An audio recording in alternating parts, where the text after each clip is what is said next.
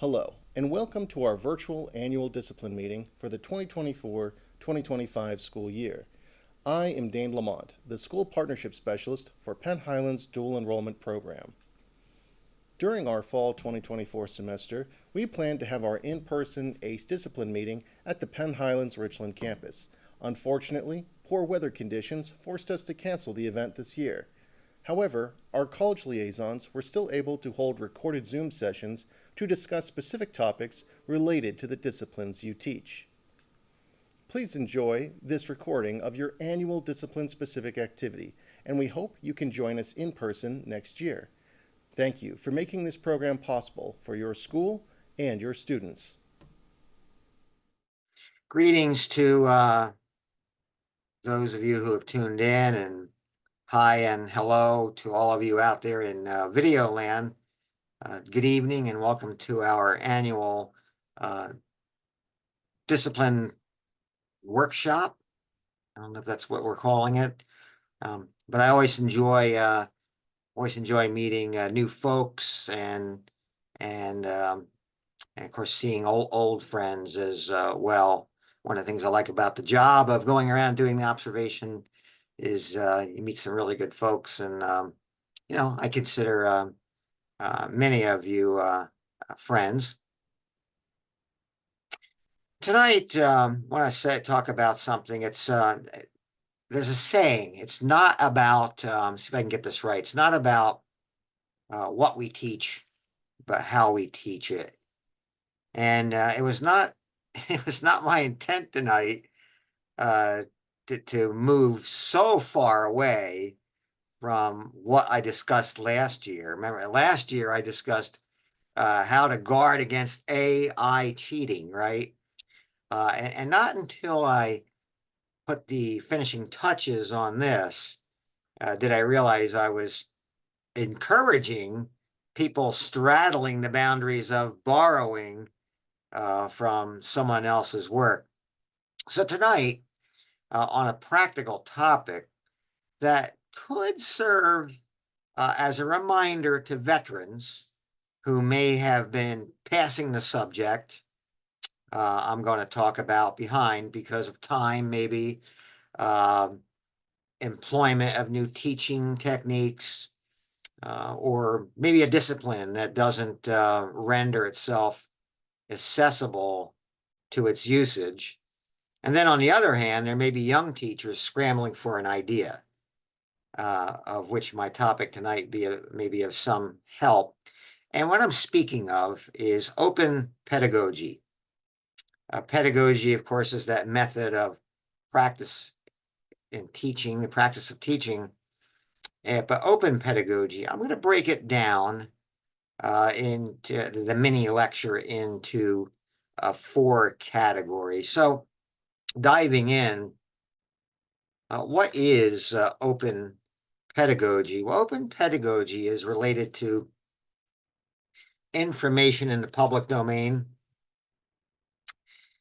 and it's also where the creator or the author of a resource allows others to use their work for educational purposes. So the public domain, of course, is where and when a copyright has expired.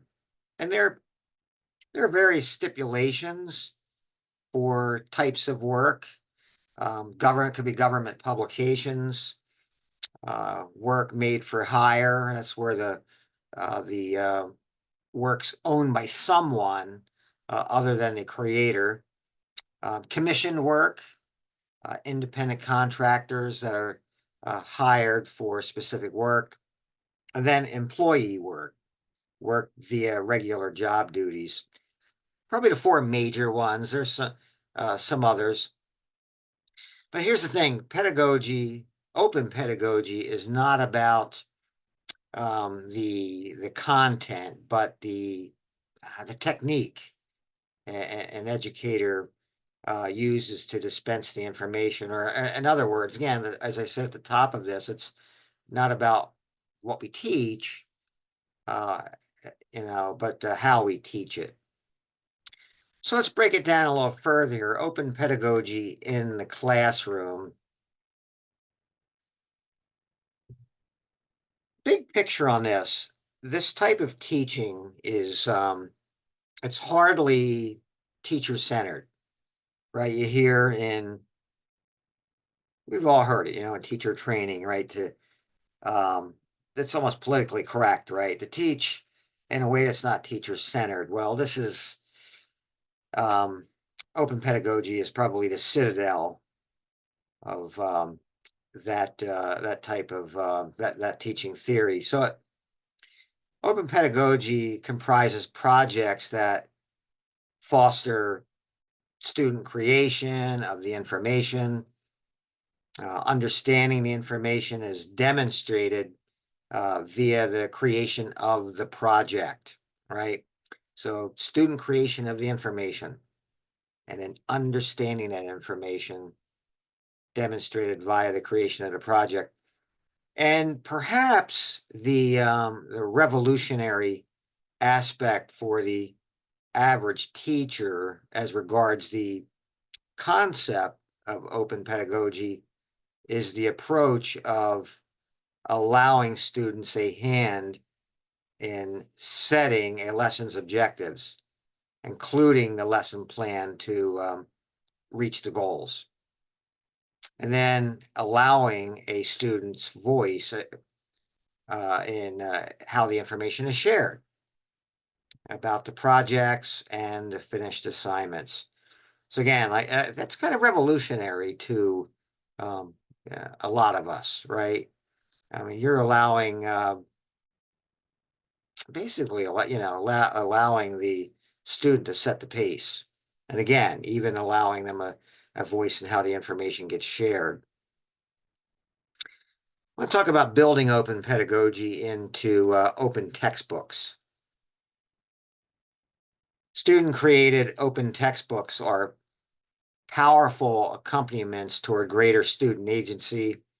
Students can, across the material online, access the material online without any cost. And this is generally published with a license that is open for adaptation and presentation. And I know your students are not in college. I mean, they're taking college material right now, but they're 90% of those doing this course are probably going to be going to a college. So this is something that would give them perhaps a jump and some experience in that once they get into college. And this is becoming more prevalent at the college level anyway, the open textbooks. So again, the concepts usually used at the college level, with the goal of reducing the cost of books. Then you have content versus pedagogy. And as we know, content and pedagogy are not, they're not separate orbits. They're not separate orbits. Merging the two begins with knowing who your students are. Secondly, as experts in your content, we dispense the content knowledge. And I know I don't know how big the movement is, but there's a movement out there to maybe get rid of the lectures, right? As much teacher instruction as possible. And I don't know how that is ever going to be done. So at some juncture, as the experts, you're dispensing that content knowledge, and then the pedagogy is kind of the instrument, if you will, used to develop the skills of the students to demonstrate their mastery of these new skills. So circling back to knowing one's students, we need to adapt those techniques to specific classes and students. So if one is teaching the same subject, as some of you do, to 5 or 6 classes a day, sometimes that may mean subtracting some steps in one class or changing the method of instruction in another. I have that situation this semester at Penn Highlands, in one of the satellite towns I go to. The class, as a general rule, are not very good with some of the interpersonal type techniques, discussions, open discussions, role plays. And so recently I set up a guided practice assignment for my classes, the several classes that I teach the same subject with. And we were doing role plays of certain individuals in the content. With that particular group, I knew that wasn't probably not going to be very effective. So I replaced it. I replaced it with some kind of text analysis. But, I say that to say that, again, that with some classes, you may have to adapt the techniques. But nevertheless, you become the coach. You become the coach facilitating the learning and the expected objectives of that learning. So loving what you do what's best for your students is, I think I think that's called conscious-minded teaching, a new terminology, right, in the field, conscious-minded teachings. I have a couple of links I want to show you to help you in this orbit of open pedagogy. I have one here. You could Google. You could Google this one here. It's experiences in an open pedagogy course by a student named Miranda Dean. She is a film studies alumni at Keene State College, and she describes how her experiences in open pedagogy taught her about herself and changed how she understands and interacts with the world and with the information that's shared within it. And it's entitled, "What an Open Pedagogy Class Taught Me About Myself." So if you Google that, it will take you to the article. It's not a long read, less than 5 minutes, but a good primary source document about someone who has experienced the technique, right? The technique, the concept at the college level.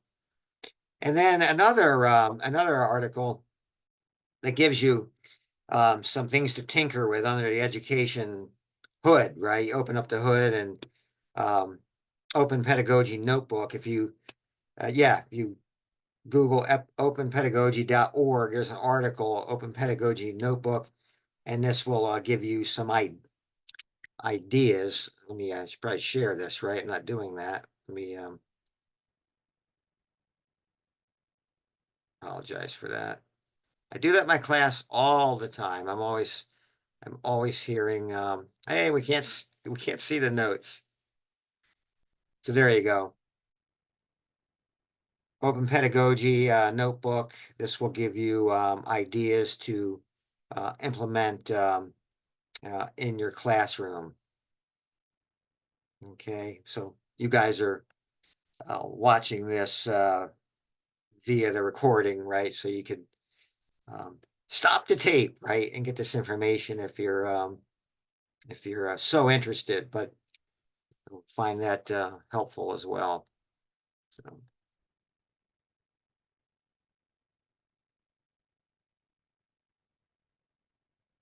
See if there's anything else I want to talk about with that in that regard to that.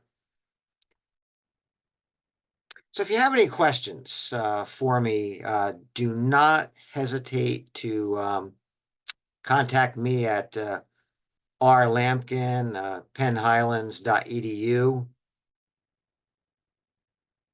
Be sure to respond to the forthcoming survey as well, where you can ask questions and make comments.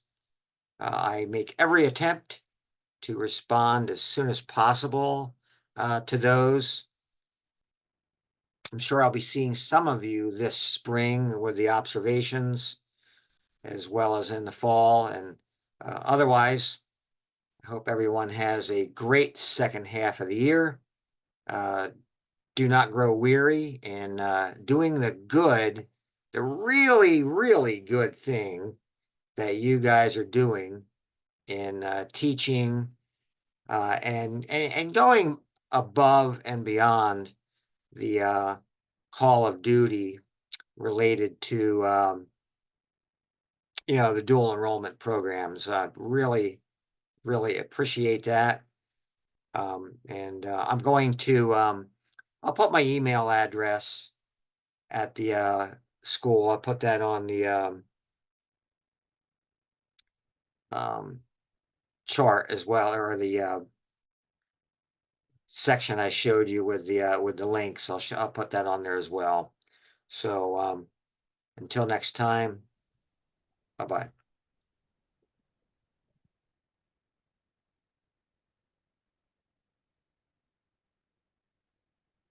Okay. How you doing, Justin? Good. I was wondering if I could ask a question.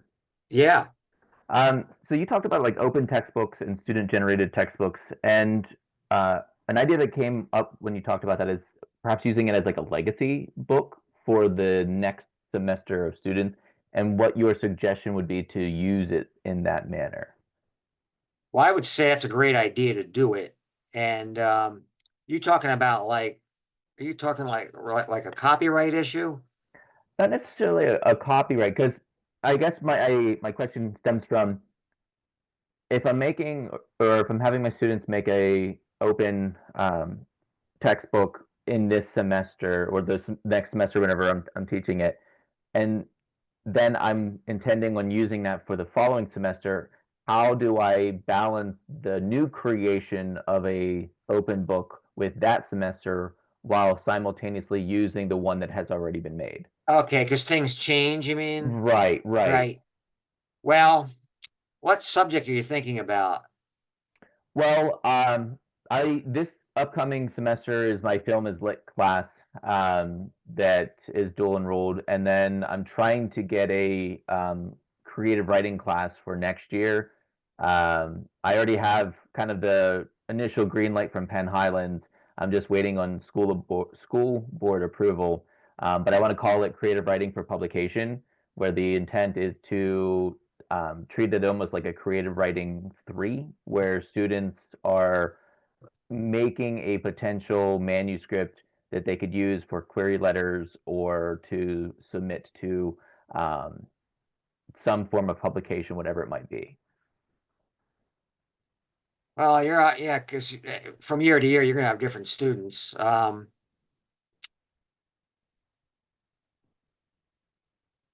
don't know, I'm thinking about that.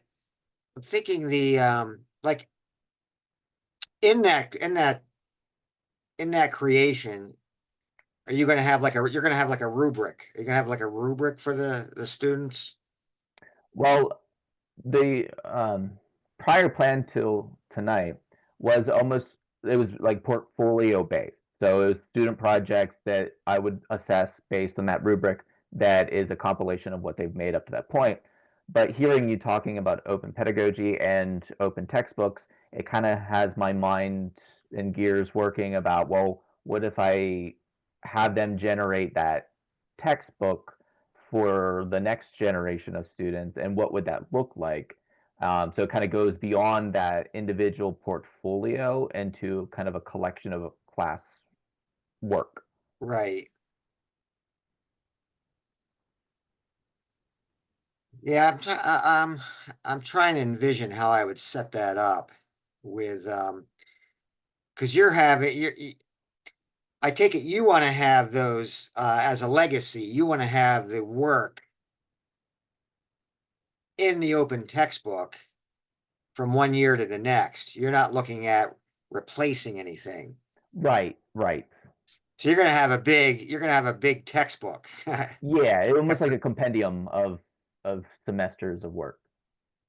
Right.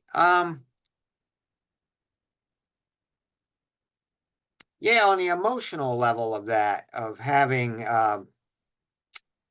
the legacy part of it, I guess I would just keep building on that from one year to the next.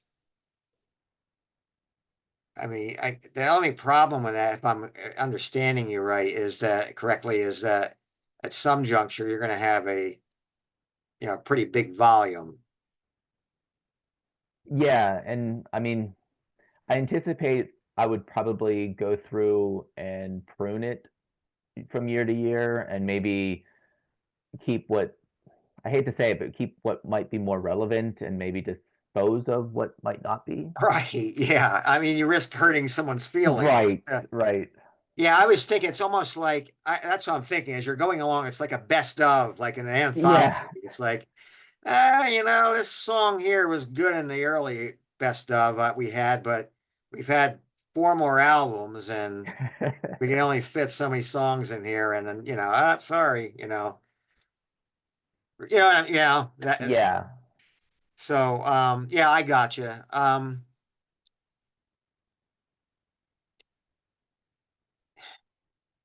I think in the long run, not being biased here, I think the open textbook would probably, even though you'd have to get rid of some, it would you'd still be able to include a lot more of the legacy, over a 4 or 5 year period than the way I understood you were going to do it with the, next year and a year by year basis. Do you sense you're going to have pushback on the open pedagogy? I don't foresee that. I'm just kind of continuing to think about it. I think I'm going to stick with my portfolio for my film is lit that's coming in the spring because I think it's a little bit too late to veer off course for that. But as I'm developing my creative writing for publication class for next year, I really envision it more of like an anthology of class work with almost a textbook element of how they process and internalize the lessons or the techniques that we go over in class. So it's almost like passing the torch to the next Yeah, generation where it's like, this is our best work. You can use it as a reference. And then here's our how to or what made sense to yeah, us that you could maybe build from or follow. I think yeah, that might yeah. work pretty well. I think so too. Yeah, that sounds impressive. Right. And it gives even if you tweak things, it gives future students who will take the class, it gives them a lot of guidelines and examples and I think the fact that they would see the former students work too, it would encourage them to take ownership, right? Diving into the projects and yeah, I'm impressed with that, Justin. I really am. Well, thank you. I think it fits with the theme of publication too, because it's almost like we are publishing a textbook, not through a publisher, but as a school. And I think that can kind of say something too. Yeah, yeah. Think your superintendent would be all down with that one. Yeah, maybe I'll put him as chief editor. Yeah, it sounds great. I mean, it's good. It'd be a good image for the school, something like that. Well, I appreciate the idea. I when I propose this formally to the board, I'm definitely going to include that in the proposal so that it gives credence. Because the thing about it now is I teach technology and engineering to junior senior high at Ferndale, but um, I have a master's in creative writing poetry, and I'm wrapping up my MFA terminal degree of that in creative writing for fiction. And then I'm poetry or co-poetry editor for River and South for 3 terms, interning for CLMP, and have been an assistantship for Etruscan Press this previous semester. So I kind of have this experience with creative writing and literature and publication that I want to pass on to my students, despite the fact that I'm teaching tech ed in junior, senior high school. And then with Penn Highlands offering that dual credits for the students, I think adds a lot of weight to it as well. So Yeah, it I'm just does. trying to convey that to the board where it's like, please don't write me off as just a tech ed teacher. I do have the qualifications to teach a creative writing class for a publication that is dual credit with Penn Highlands. So have you spoken to the board yet? Anyone on the board? For the current one that I'm teaching in the spring that was approved, I had because that one I remember working with you because I had to kind of tiptoe a fine rope where I had to have those elements of technology while then satisfying the creative uh, film as lit elements from Penn Highlands, and so I kind of had that nice balance to it. But I did submit my proposal for it to be added to the board, and I talked to our principal, and I should talk to Mr. Boyer as well because I don't know if he was made aware of it, but yeah, I do intend to talk to the board members once it's on the ticket, the docket, for discussion. Yeah, it might be might be a good idea to factor him in too. Yeah, I don't know. I'd be surprised if the board was that narrow about it. But I don't know. I don't know those guys. Yeah, I think I'm glad this was helpful, and I yeah, was it's very helpful, very, very helpful. It's given me a lot of ideas for next year and a clear vision of an angle and an element for this creative writing for publication class that I want to do. So thank you very much for that. yeah, you're welcome. Thank you. I never know how much interest these things are going to generate. They just tell me think about something you want to talk about in regard to trends and pedagogy, and kind of swerved into this one this year. So I'm glad that it works well for you. I'm glad I could make it because tonight was supposed to be our forensics meet. And so I emailed her and I said, unfortunately, I won't be able to make tonight. But since we had a FID day today, um, the forensics meet was canceled. And when I saw that it was a Zoom meeting, there was no reason for me not to attend. It was providential, maybe. It was. It was. Very well. Any other questions? Nope. That was everything. I appreciate your time. Yeah, you bet. Well, stay in touch. Let me know I really would like to know how it works. Okay. I'll email you when I get kind of the word and keep you in the loop. Appreciate it. Thank you very much. All right. Take Have a good care. night.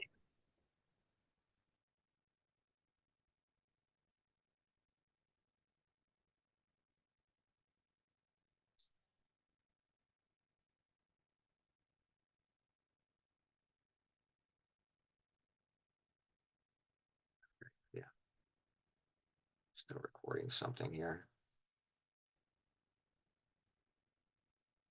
For those of you who are still with me and through the interesting conversation there, I'm going to give you my email address at the college.